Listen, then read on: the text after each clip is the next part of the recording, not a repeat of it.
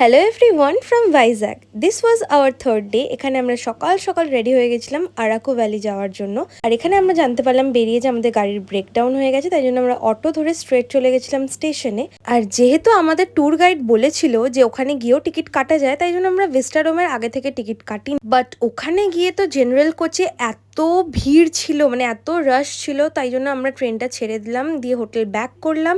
Back করে একটু rest নিয়ে আমাদের হোটেলের গাড়ি যেত, তো এই গাড়ি করেই আমরা আরাকু ভ্যালির দিকে যাচ্ছিলাম। যাওয়ার সময় তো আমাদের সাথে প্রচণ্ড ট্র্যাজিক একটা স্টোরি ঘটেছিল। আমাদের সাথে যেহেতু দুটো সোলো প্যাসেঞ্জার ট্রাভেল করছিল, তাদেরকে নিয়েই।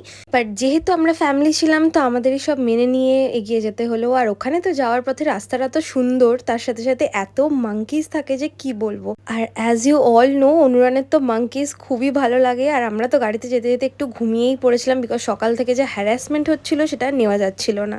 তারপরে তো দেখতে দেখতে আমরা পৌঁছে গেছিলাম কাটিকি ওয়াটারফলসের ওখানে। আর তার আগে আমরা একটু ওয়াশরুমে গেছিলাম, আর ওয়াশরুমে ট্রেক করে উঠতে হয়। পিছনেটা ওয়াশরুমের সামনের ভিউটা খুবই সুন্দর ছিল। তারপর নিচে গিয়ে একটুখানি ওয়েট করতে হতো, বিকজ ওখানে টিকিট কেটে এরকম গাড়ির নাম্বার নিতে হয়। আর যতক্ষণ না গাড়ি আসছিল, আমরা এই শপটার এখানে দাঁড়িয়ে দাঁড়িয়ে গল্প করছিলাম।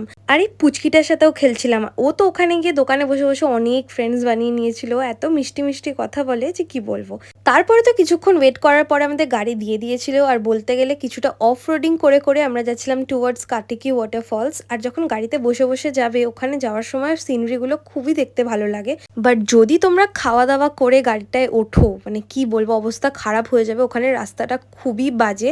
যেহেতু গাড়িটা পুরো কাটিকি ওয়াটারফলস অব্দি যেতে পারে না, তাই জন্য ওরা একটা সার্টেন জায়গায় তোমাদের নামিয়ে দেয়, আর ওখান থেকে তোমাদের হেঁটে হেঁটে যেতে হয়। যাওয়ার সময় এই রেলওয়ে ট্র্যাকটা পড়ে, যেটা খুবই সুন্দর। তো ওখানে দাঁড়িয়ে আমরা একটু ফটো ভিডিও তুলে নিয়েছিলাম। আর দেখতেই পাচ্ছ এখানে পুরোটা ট্রেক করে করে উঠতে হয়। And hats off to aunty and জেম্মা, ওরা যে উঠেছিল। আমি তো ভাবিও নি যে জেম্মা উঠে পড়বে, বাট স্যাডলি জেম্মা একদম ওয়াটারফল অব্দি যায়নি, বাট আন্টি গেছিল 200 খানা সিঁড়ি উঠে উঠে উঠে উঠে। আর আমরা তো একদম ওয়াটারফলের সামনে অব্দি গেছিলাম, বাট আন্টি যায়নি, বিকজ সামনের রাস্তাটা খুবই রিস্কি ছিল। বাট ওয়াটারফলটা ইট ওয়াজ সো বিউটিফুল।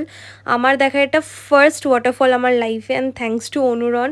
আমি বিং অনেস্ট, ওর সাথেই ফার্স্ট পাহাড় দেখেছি, ওয়াটারফল দেখেছি। So yeah, he is very lucky for me.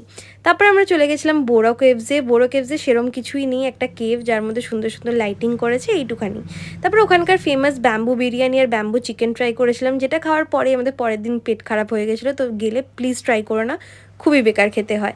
আর যেহেতু এই দিনের এক্সপিরিয়েন্সটা আমাদের খুবই বাজে ছিল, তো রাত্রিবেলা ভাবলাম যেটা খেয়ে মুড ঠিক করি, যেটা খেয়ে মুড খারাপই হয়ে গেছিলো। আরাকু ভ্যালিতে তো আমরা প্রায় অনেক জায়গা দেখতে পাইনি, তাই জন্য আবার একবার যাওয়ার ইচ্ছা আছে। সো তোমাদের এই ব্লগটা কেমন লাগলো জানিও, আরও এরকম ব্লগের জন্য সাবস্ক্রাইব করো। বাই।